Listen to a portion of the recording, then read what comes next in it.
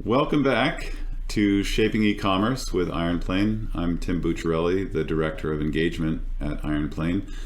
And we are today continuing our series on the future of e-commerce. Today you'll see a familiar face here, Aaron Sheehan, who we've talked to previously about BigCommerce and e-commerce platforms generally.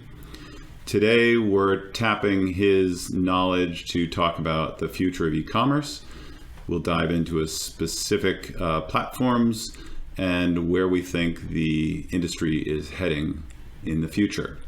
So Aaron, thank you very much. And for those who don't know you so well, could you just give a quick intro so they know your background? Yeah, absolutely. So as you introduced me, I'm Aaron Sheehan. I'm the Director of Competitive Strategy at BigCommerce. Have been in the e-commerce space for about 8 years, on the most of that on the agency side of the business, just like Ironplane, doing delivery and consultation for merchants of different sizes and different verticals, and have been in tech a bit longer than that. But I live in beautiful Springfield, Missouri, in the middle of the Midwest, where fall has just begun. Nice. And I understand you've been traveling a lot recently for a variety of shows, pounding the pavement, shaking the hands. So that's right. Welcome back from all of that activity. Thank you. It's good to be back. Yeah.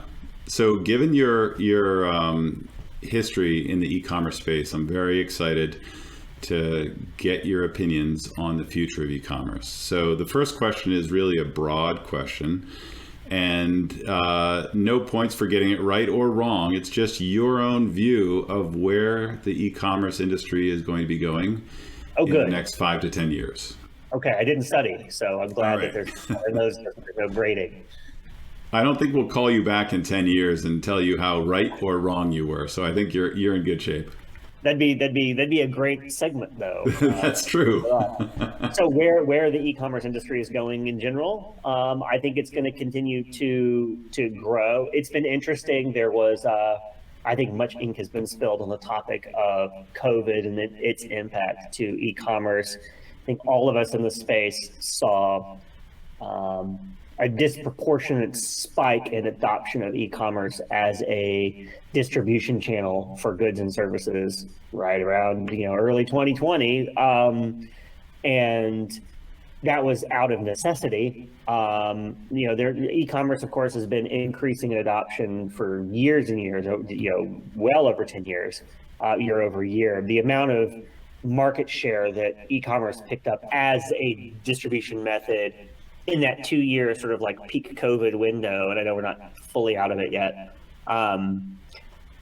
growth is returning to the sort of like the normal pattern that we were seeing pre-COVID. I think this change is being maybe interpreted as a retreat of e-commerce, and I think compared to say 2021 levels, I think 2022 levels are retreating, but they're still higher than 2020 or still higher than 2019, which was higher than 2018. So I don't see e-commerce as going anywhere. If you look at mobile phone adoption, right, you look at the way that offline and online experiences are being blended now. It seems to me that e-commerce is not going to go away now that stores are reopening, because it wasn't going away pre-COVID. It was growing, right, as new generations of people become more accustomed to reach for their phone, reach for their laptop when they want to research a product or buy something. That's the first step, right? And the convenience of that can't really be overstated. So don't see it going anywhere. And do you kind of feel like it's, let's say 10 years from now, it's going to be more of the same? Do you perceive there to be any substantial shakeup or shift in how it's actually implemented or delivered, or who it benefits? I would say the hot topic today in terms of brand new innovations for commerce is the Metaverse, which means different things to different people. I would say that you'll see an increasing share of commerce being transacted on virtual worlds. Not necessarily because somebody's got a headset on and they're like, they're having coffee with Mark Zuckerberg and they have no legs.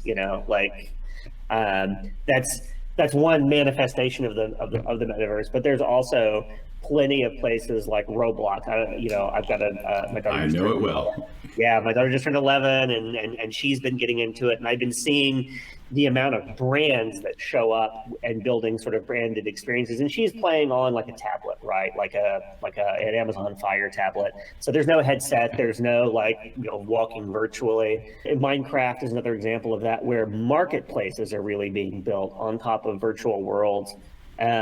And to me, the metaverse is in a lot of ways simply an updating of the marketplace concept, which is or the shopping mall concept, which is I'm going to build sort of a digital property, lease it out to various brands, and we're going to have attractions to get people into this digital property, and then we'll try to advertise and sell to them while they're there.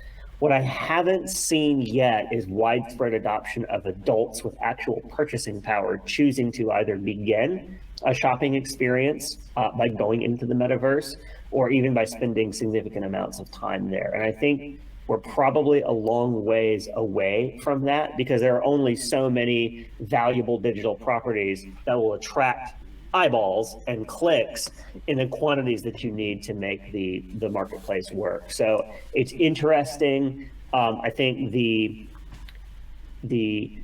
I'll just say implosion of Web3 over the last 6 to 9 months and has probably not done the metaverse any favors, because they were really tied to one another, at least in messaging and thought leadership. And so I think in the short term, we're going to see almost a retreat back to the familiar business models that make sense.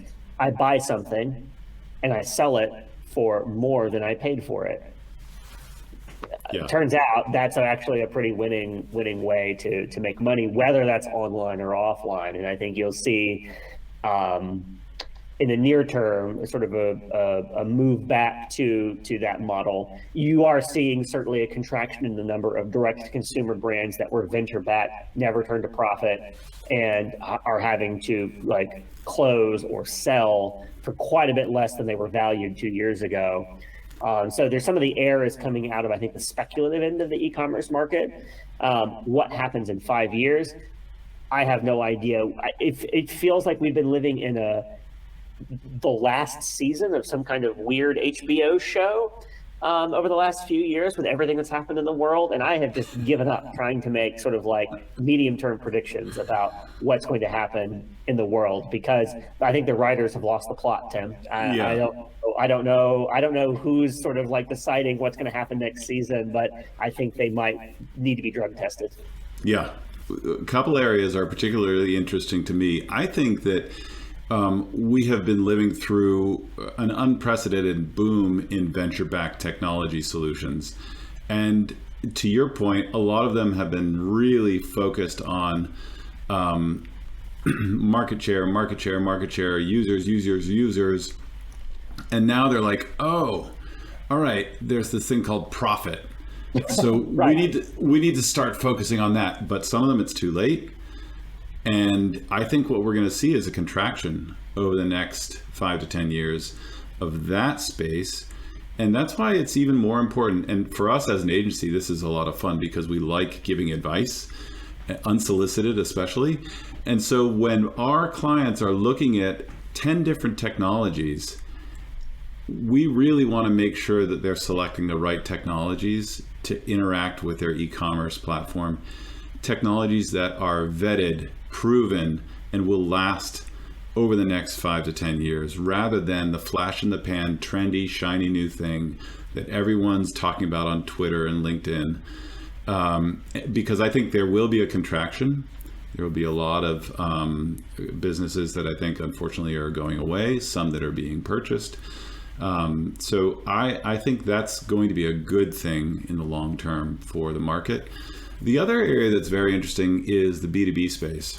I think there is still a very substantial population of B2B businesses that either haven't given the time to really figure out how they can make the most of the digital environment, or they're afraid of change, which is totally fair, reasonable. But I think that we're going to see more and more of that B2B growth and B2B innovation, because I don't think we've tapped into all of what is possible in supporting existing sales teams, in supporting different payment methods, purchase order processing. I mean, we're getting there, and I know that you specifically, BigCommerce, has invested heavily in that over the past year or two. I think that's going to be even more exciting in that period as well. Yeah, I totally agree. It's funny because COVID really accelerated the B2B space in a lot of respects, because their normal sales channels were maybe totally disrupted. Going out in person, visiting, having showrooms, field sales type opportunities became really curtailed there for a couple of years. I do want to go back a little bit, maybe, and I guess this applies to B2B as well, but also to B2C. One thing that we are seeing that I think is having an impact on e-commerce are privacy laws, and specifically Apple's changes to sort of like building the cookieless future and data protection and opting in, opting out. There's a massive impact happening to, I would say, a lot of merchants who built businesses on Facebook ads, right? I'm a drop shipper. I build an audience. I build a lookalike cohort. I hit them with Facebook ads, and then I send them to my website. You're seeing moves where more e-commerce platforms are becoming very interested in being the first-party source of data and truth for customer data specifically, because of the fact that they can no longer simply rent that data from a social media network or a platform, another platform. And you see a lot of the social media platforms looking pretty hard at e-commerce as an actual feature that they have, because they can't simply export their viewer data and intent data off to a platform. This started, I feel like, in Europe, like so many ideas do, and has sort of like pushed across a pond in terms of data protection with CCPA in California, GDPR, obviously. Yep. And then the moves by entrenched vendors like Apple, who are big enough now that they can simply say, we're doing this, and because we're going to build our own ad network, and we're tired of propping up everybody else's because we're leaving lots of money on the table. So I think there's two things. There's a increased verticalization inside of the platform space, any platform, not just e-commerce platforms, where it's like customer data is the currency, and if you have it, then you build ways to use that customer data yourself. And then I think you'll see merchants changing business models to either have to go ride or die with one of those platforms a little bit, or figure out an omni-channel way of building out equally in lots of verticals, and maybe having to change the way they acquire customers, because it has gotten more expensive to acquire customers. Yeah. And customer acquisition cost goes up, you're going to see the price of goods and services go up too, right? I think that brings to mind three things, and we haven't even gotten onto topic 2 yet, but that's amazing. Okay. We're going to get there. But I like the idea of looking at the European initiatives first, because what tends to happen is, as they tighten their privacy laws, as they tighten their accessibility laws, as they tighten their security laws, those all bleed out into the rest of the world. And because e-commerce is global, if you have any global presence, you're going to need to adopt those European standards. So you may as well be looking at the future and saying, let's already start to plan to be GDPR compliant. Even if you're exclusively selling in the United States, that's the way things are going to go. The privacy laws are going to come, especially if you're managing first-party data. You're going to have to be on top of that from day one, once the policies are in place. So I think, and it's the right thing to do. You want to protect the privacy of your customers, and find creative ways, truly creative ways, to market to them and convince them that you're the merchant for them. The other is security. As we know, site security is really critical. There's more and more incidents of malware and hacking and denial of service. I mean, there's a lot of different elements that can come up. I think that's going to be critical, not just reactive, but proactive ways to keep your site secure. And then the third is accessibility. And that's where you are really trying to make your site accessible to everyone. And that means, in particular, in the US, the ADA compliance for people with disabilities, that you enable your site to be used by those people with disabilities. So they can go through and they can make a purchase just like everyone else. They can interact with your support team just like everyone else. These are not simple things to do. We understand that. It's a heavy lift for a lot of companies, but there are laws and they should be looked at carefully to see how you can best comply with them. So those are three that I think are really tricky for companies, but are worth today starting to look at. And in the future of e-commerce, I think those will play a big role now and into the future. Yeah, I agree. And it's interesting. I think a bill just got introduced to the Senate and the House around accessibility. Because I mean, one of the gray areas there is that there are groups like the WCAG who are sort of publishing standards, industry standards for like how, font contrast and font size and screen reader support and things like that for the web, right, in general. And certainly there have been plenty of lawsuits in the last several years where people are suing merchants or tech providers because the product or the platform does not meet those industry guidelines, but there's not really been sort of a civil penalty or legislative oomph behind that. Right. There's I can civilly come after you for discrimination, but I'm not statutorily sort of violating something. And like a lot of things, right, the government is slowly, I think, coming around to this is a big enough issue, especially post-COVID, again, when everyone was forced online. You're going to see more time and attention placed on that.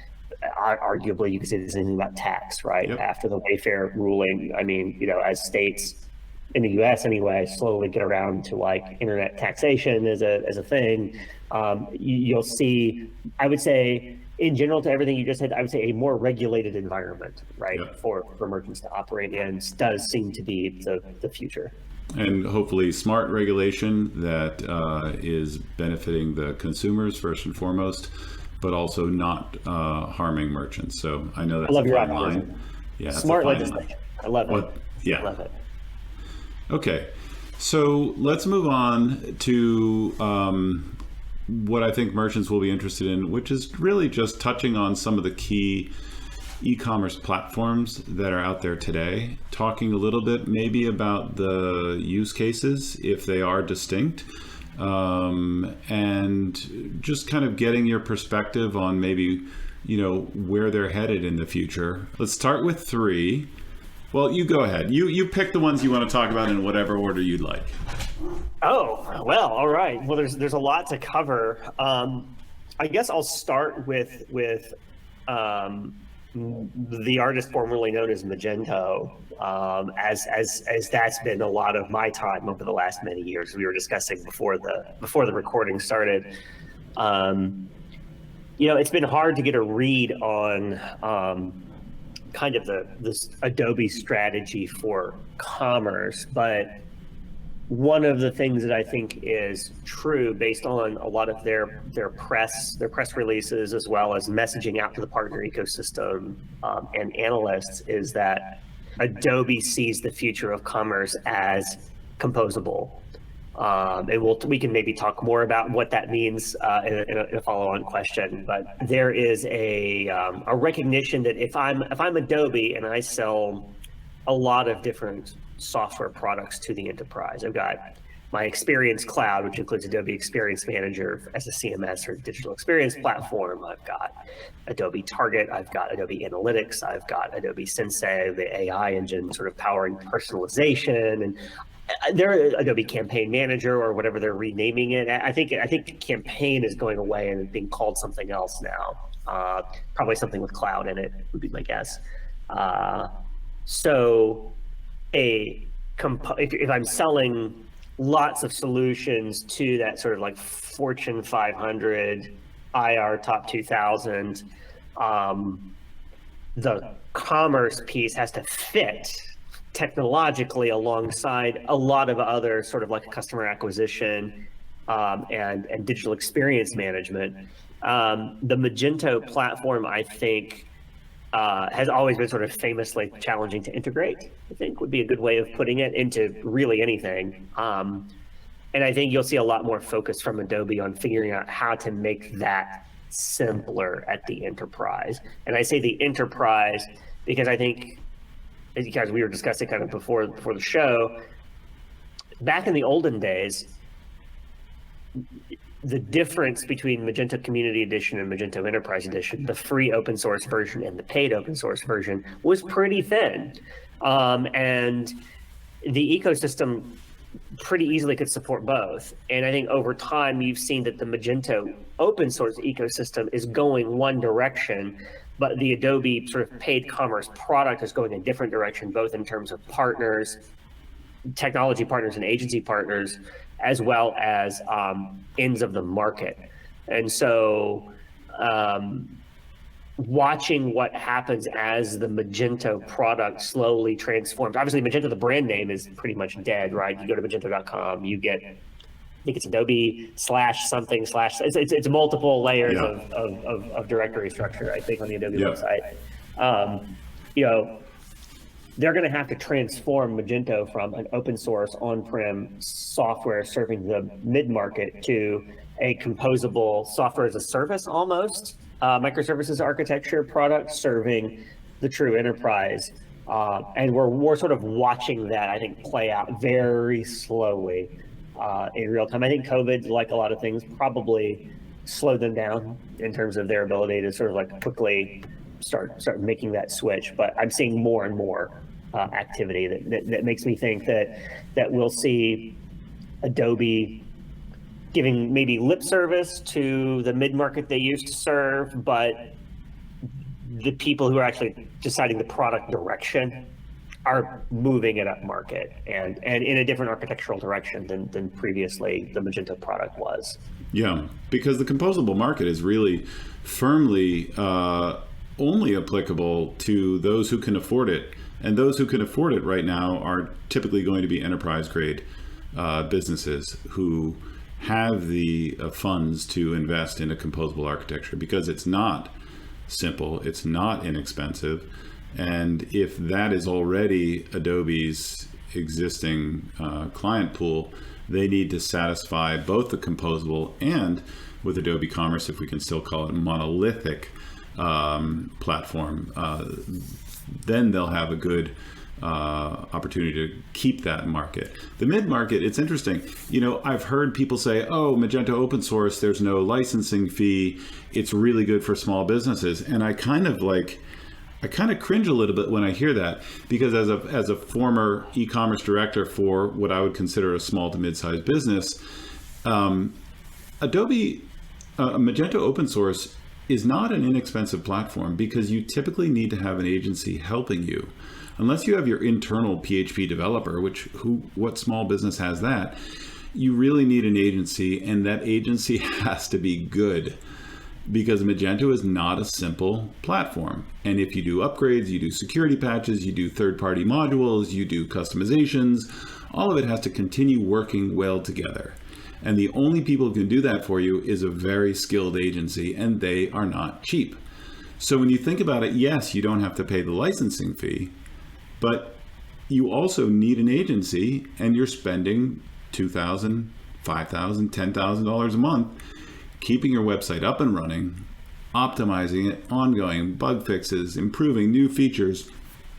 That is not inexpensive. So when people talk about it as a solution for small businesses, that's when I start to kind of wonder. I think it's really mid-enterprise, maybe small enterprise, mid-enterprise, large enterprise. That's kind of that realm. Okay. I agree. One thing I'll say in terms of composable And this is something that surprised me. We might have even talked about it on the previous conversation that we had. Is as far as headless goes, obviously BigCommerce is part of the Mock Alliance. We can talk about that more later. We have more headless builds than any other platform. We have a lot of builds on our platform, period. So it's just sort of like law of large numbers there. But it's been interesting to me how much more adoption there is of composability or headless solutions in Europe than there are in the States. And while I think it's broadly true that composable architectures or headless builds are generally kind of an enterprise level thing here, that's actually not the case in Europe. There's a lot of small to mid-sized businesses who are doing headless and composable things in Europe, but the use case for doing e-commerce in Europe is different.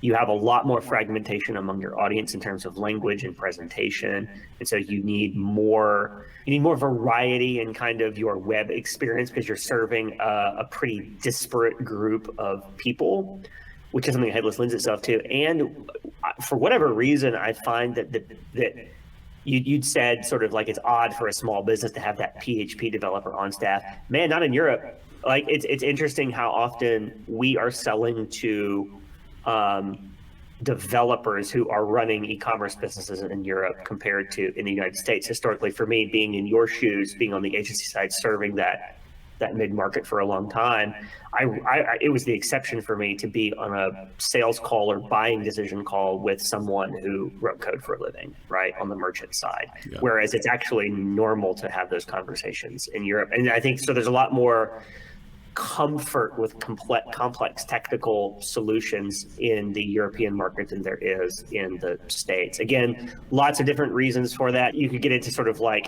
history and sociology probably to kind of discuss that, which would be a fascinating topic. But it is an interesting difference between the two, where we see a sort of a regional difference between who's picking up on headless and who is slower to pick it up.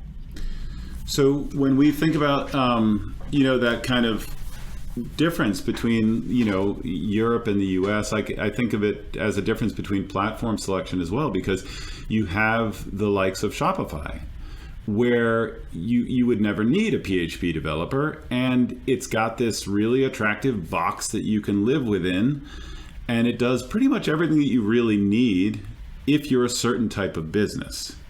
Right. So let's is our Shopify our next one, Tim? That's our next one. Yes. All right. Well, they certainly make the most noise, I think, out of all of the platforms that I follow professionally. An enormous amount of merger and acquisition activity, leadership changes, new functionality being rolled out, and just general. I think I could get away with saying this, but there's something almost a little cult-like about Shopify. Sure. Online. If you're very online, like I am, unfortunately, there is something very interesting to look at as a social phenomenon. It's like a salesforce model as well. I think they could be put in that same category. Well, actually, you just put your finger on something very interesting, I think, because in a lot of ways, Shopify is following a salesforce model.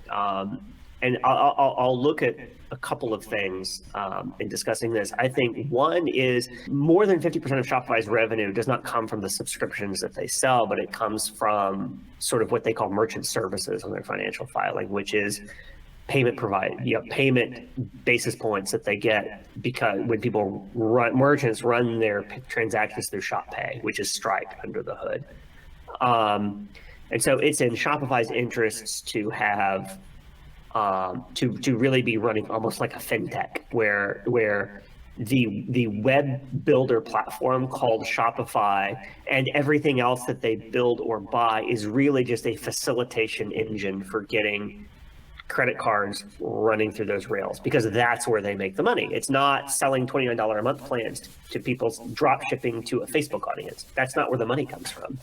I want to interrupt you just for a second, because there's an interesting thing that I learned when I went to meet Magento.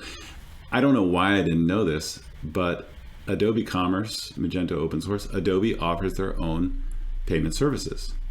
Yes, they do. They've learned this lesson. They could make a lot of money by charging their own percentages on every single transaction that runs through the Adobe Commerce or Magento platform. The rates will be competitive. They will, be the single source of all the activity around payments and transactions, similar to Shopify. I didn't realize that they were doing that. I'll blow your mind even more then, and we can edit this part out if it violates anything.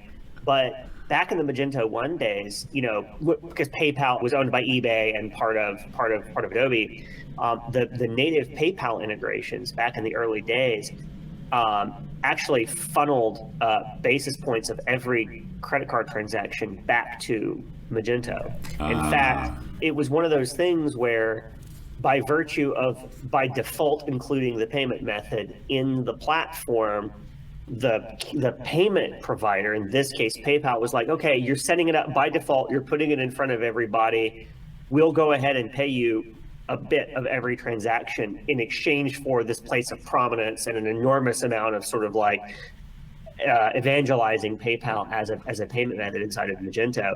And there were points at which the revenue from that integration was in excess of what Magento was selling their licenses for. Now, this goes back a ways. They're still using the PayPal as the foundation of their own payment processing in this new version.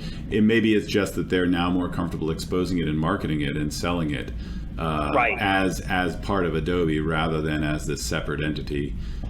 So they'll basically white label the payment processing from PayPal. Right. And I think it's going to be a harder sell at some level, because why do merchants pick Magento in the first place? They pick it because it's ultimate freedom and they can do whatever they want to. That's right. And they often have a set of pre-existing either business relationships or requirements that don't fit inside the Shopify box to talk about them. And so if I don't fit inside the Shopify box, I'm probably a lot less likely to use the payment provider you're just handing me, unless I was already using PayPal to begin with, in which case, sure, why not? But it is an interesting thing to go back to Shopify. So that if you think of them almost like a fintech in certain respects, in terms of their revenue basis, right? And I'm a big believer that you should follow the money. What people say their values are and their goals, their strategies are, is cool. But you can do it. You can predict a lot more if you actually look at where the money comes from.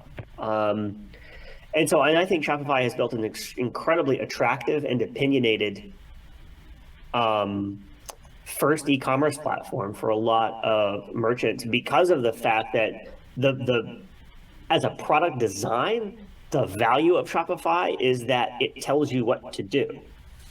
Right, and you and I have both worked on the agency side long enough to know that a small business who picks up Magento and opens up the admin panel, and there are check boxes and drop downs and settings and really obscurely named things, and people get into trouble because they just start pushing. Oh, there's a button, I should push it. There's an extension, I should install it. You get into trouble really quickly. It's not WordPress. It's not WordPress. Well, you've ever looked at the back of a WordPress admin panel where somebody has gone ham, just like installing plugins, and you just it's just like you scroll. I never hit the bottom. I think that what Shopify has done very well is to build an e-commerce platform that is opinionated and flexible enough to accommodate a large percentage of direct-to-consumer merchants.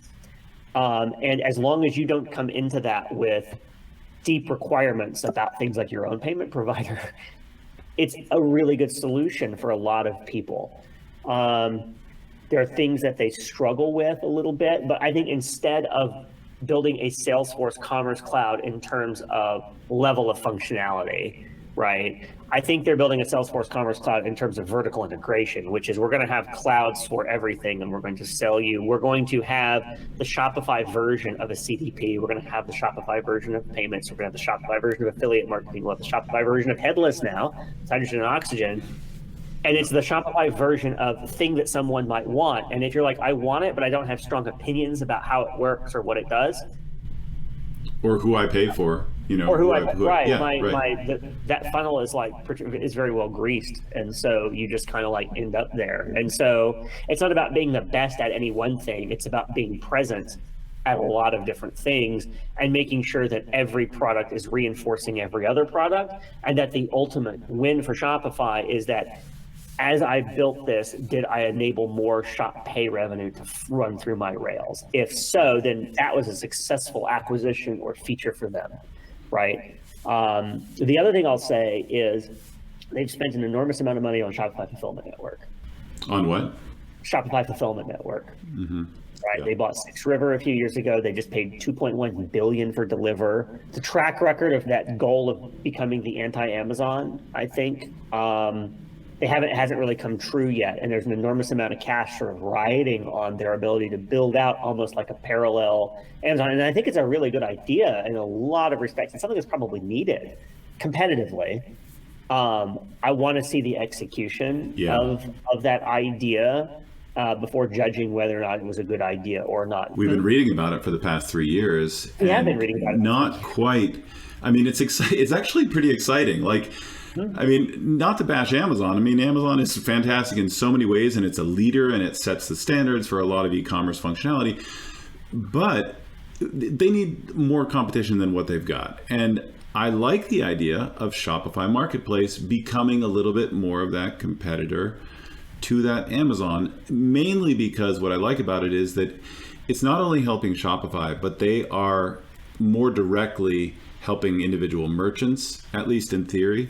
I mean, Amazon also does that through their own, but if they do it right and they don't take massive margins away from merchants, I think it could be a very interesting play.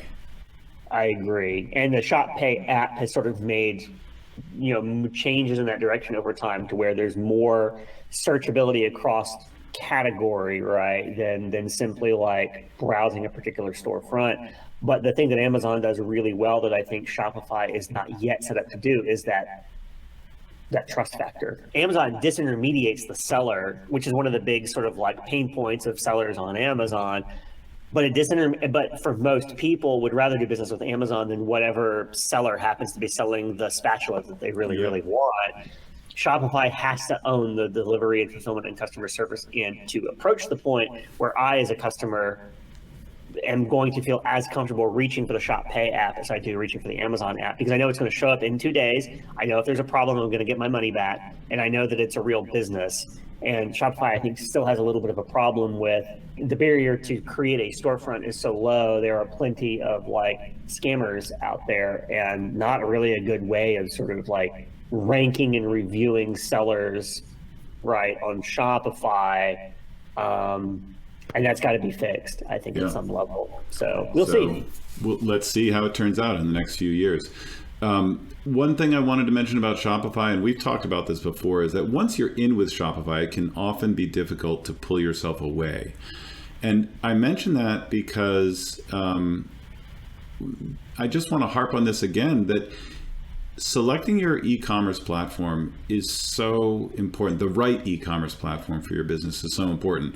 If you look at Shopify and you think it can do what you need today, you should also be looking at it 5 years from now. Or is your product selection going to change? Is your complexity going to need to adjust? Do you need to, have a different payment processing set up? Do you need more integrations, more flexibility for custom design? Like, making that decision before you leap is going to be so important. If you're good with Shopify now, you see your future, you're still going to stay good with Shopify, fine. But just know that if you want to re-platform, some platforms make it more difficult than others. I guess that's my lead into BigCommerce, by the way.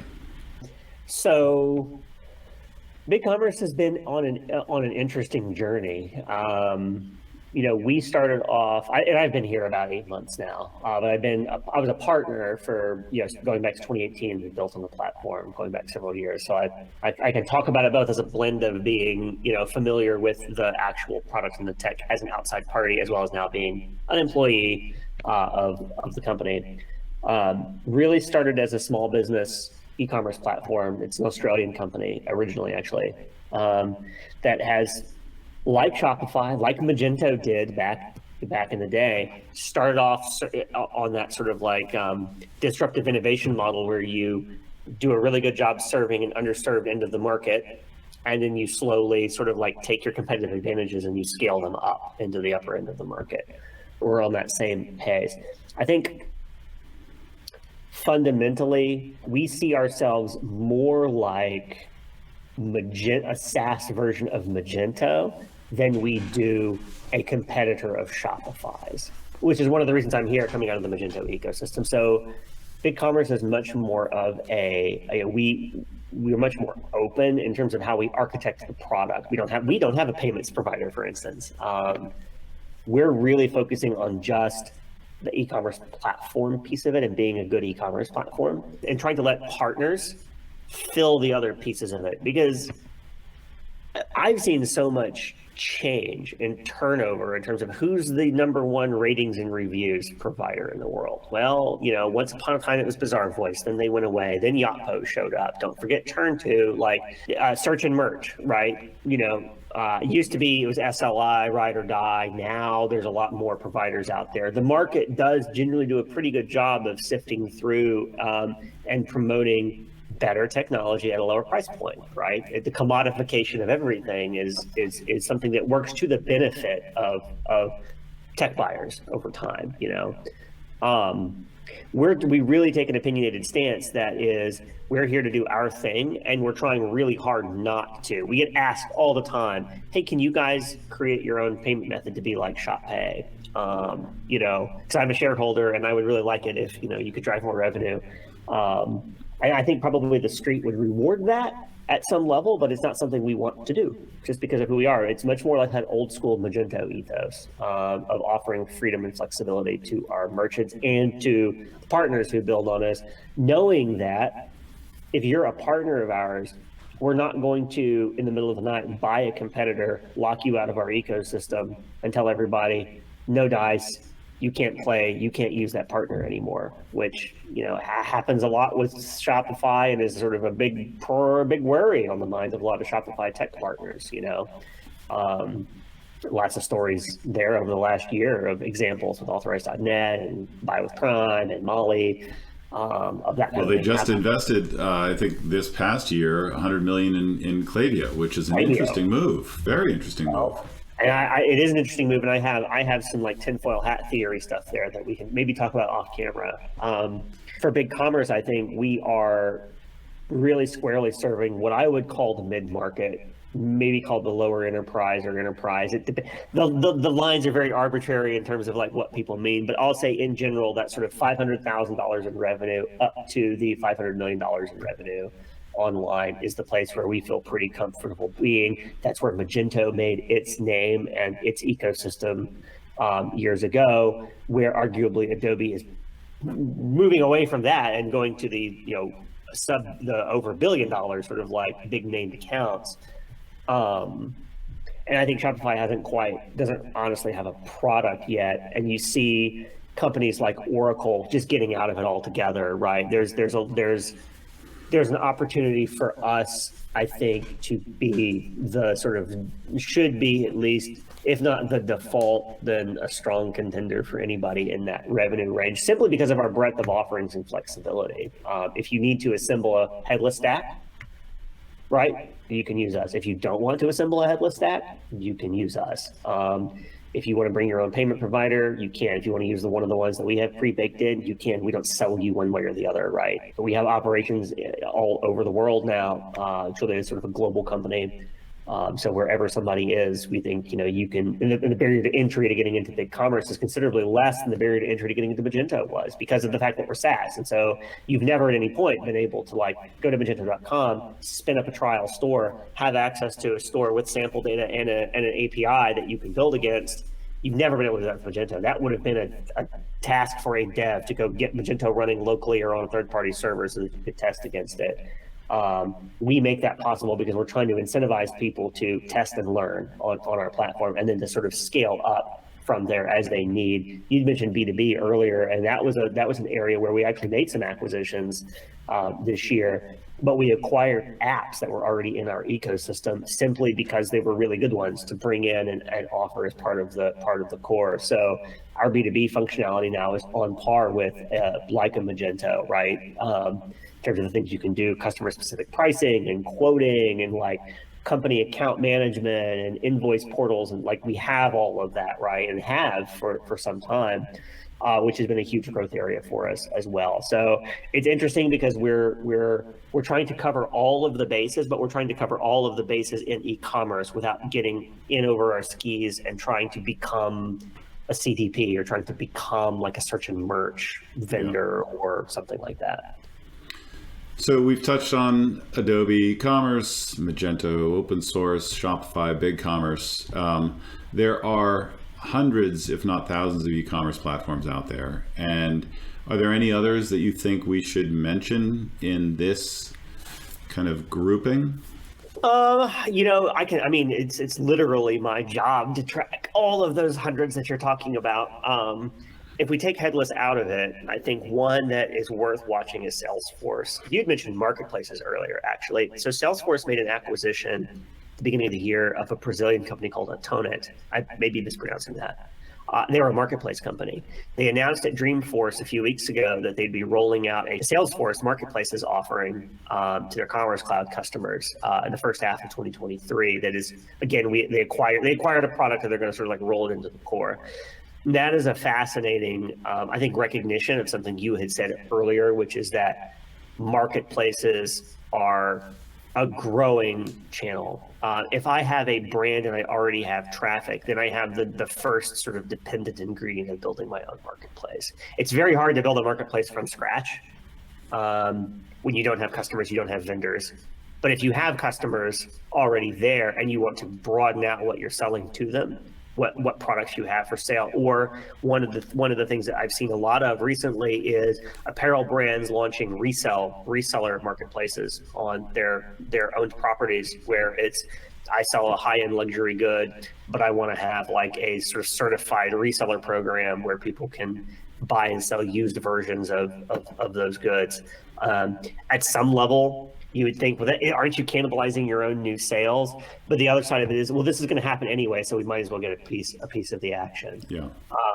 And so you're seeing more sort of single brand focused marketplaces, and then also general, like look at what Walmart has done and what Best Buy has done and what Target has done, and many of these. What Macy's has just recently done. Macy's just did, yeah. And so you've had vendors like Miracle and Marketplacer out there for a while, which are build like integrations to e-commerce platforms like a BigCommerce or a Salesforce, but Salesforce offering their own, especially given that there's so many apparel vendors and sort of health and beauty vendors on the Salesforce platform, means that I think that clearly merchants have been asking Salesforce, please give us a cheaper, easier way to build and manage that marketplace natively inside the platform, and Salesforce sees the opportunity there. So I think that's probably has the potential to be the most significant Salesforce move of the last year.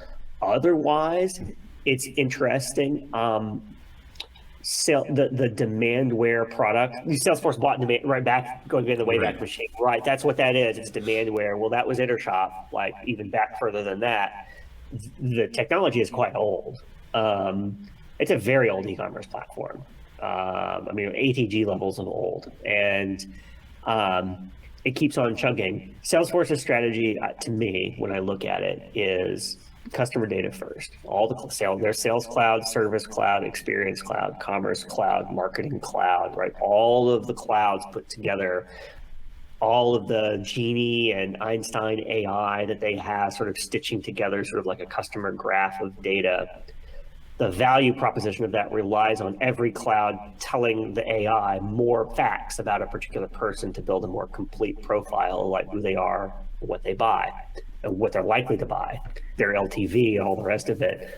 I think Salesforce is going into that first-party data thing. They want to be a first-party data aggregator. They want to have that master system of record of customer data, and then use that to generate value on the other clouds that they sell.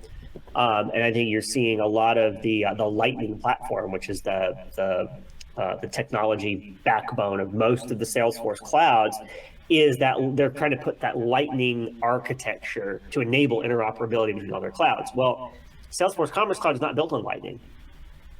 But this year they reskinned the business manager back end of it to look like Lightning. Yeah. And then they also built a brand new B2B e-commerce platform on Lightning. They ditched Cloud Creators, which they'd acquired a couple of years ago, and said, you know what? This doesn't fit with all of the other clouds that we have. We're going Lightning. Wouldn't surprise me to see at some point a more thorough re-engineering of Salesforce Commerce Cloud on top of Lightning. Maybe slowly over time. It almost have to be slowly over time to avoid totally disrupting their user base. But I would expect to see, because of the value of interoperability inside the Salesforce ecosystem, I would expect to see them lean into that even more and update the tech that is extremely old at this point for Salesforce Commerce Cloud. So it's interesting. The way that you described that Salesforce ecosystem sounds very similar to the Adobe ecosystem with some notable differences. I mean, Marketo for Adobe has never been a core product, it seems to me. I mean, okay, maybe I'm wrong because I'm not in their target market, but it just seems like it's there, it's available, but it's certainly not as popular or well known as Salesforce in terms of the B2B sales engine that Marketo is. The other area that is different, Adobe has all these design tools and creative tools, and that's a huge, obviously, foundation of their business for many years. But apart from that, this kind of ecosystem of like Adobe Sensei versus Einstein, Commerce Cloud versus Adobe Commerce, like it sounds very similar.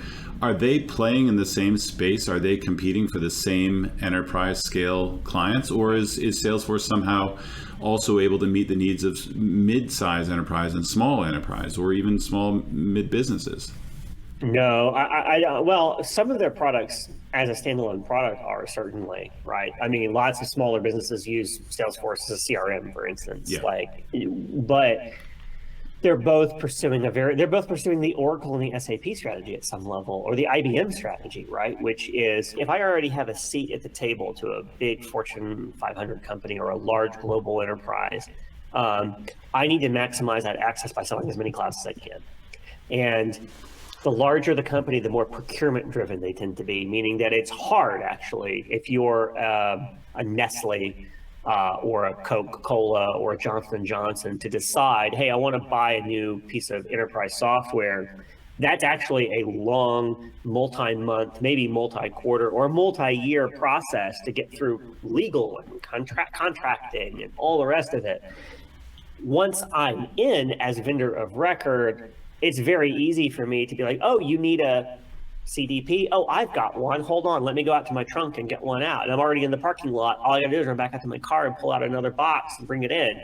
Whereas everybody else is still on the freeway trying to find the exit to get into the parking lot. And so we love our analogies, don't we? Like, we had the Blue Apron thing that you gave, and you should be getting royalties off of that. I've got another one, by the way. But all right, I can't wait. But I think ultimately, to answer your question, yes, I think Adobe and Salesforce are pursuing pretty similar strategies, and they're well-known enterprise software strategies at some level. And there's a lot more nuance to this and more complexity, I think, depending on the specific industry we're talking about. But yes, generally speaking, and Magento was there to check a commerce box in the Adobe suite of enterprise software offerings, right? Just like the way that Demandware was there to check that box for Salesforce back in the day. Yep.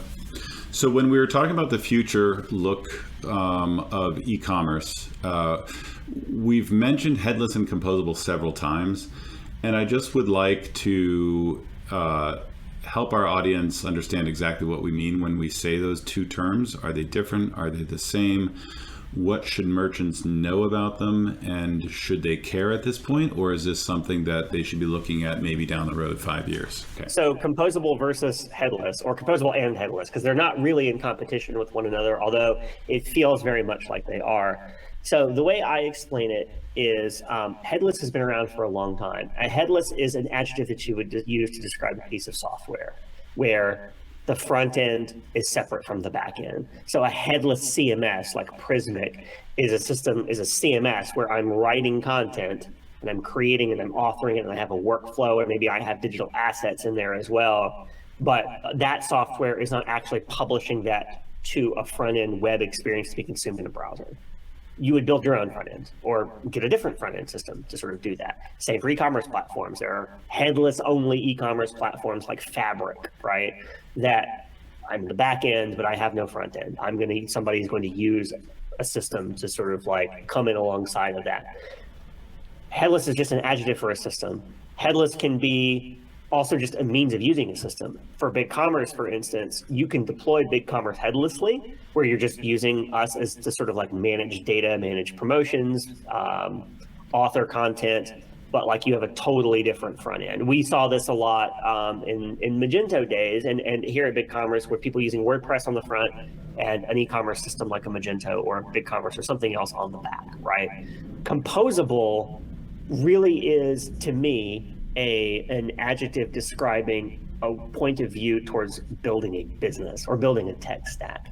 So composability is the word that I would use to say, I have multiple headless systems or multiple systems that do one particular function, and I nest them together and connect them together in such a way that I'm using the best possible system for each function in my business. My PIM, using a PIM or product information management system to manage product data. Maybe I'm using an order management system to manage order data. Maybe I'm using a digital experience platform or something like a Bloomreach, right, for personalization and search and merge. And I put them all together and I have an amazing experience, and I have an amazing experience that's decoupled enough that I can pull something out. I can pull one Jenga block out of the tower, put a better Jenga block in, and the whole thing doesn't come down, right? In a world like in the Magento world, a monolith, which is usually the word used to describe sort of an all-in-one software platform, there is no pulling out of a Jenga block to put a new Jenga block in, right?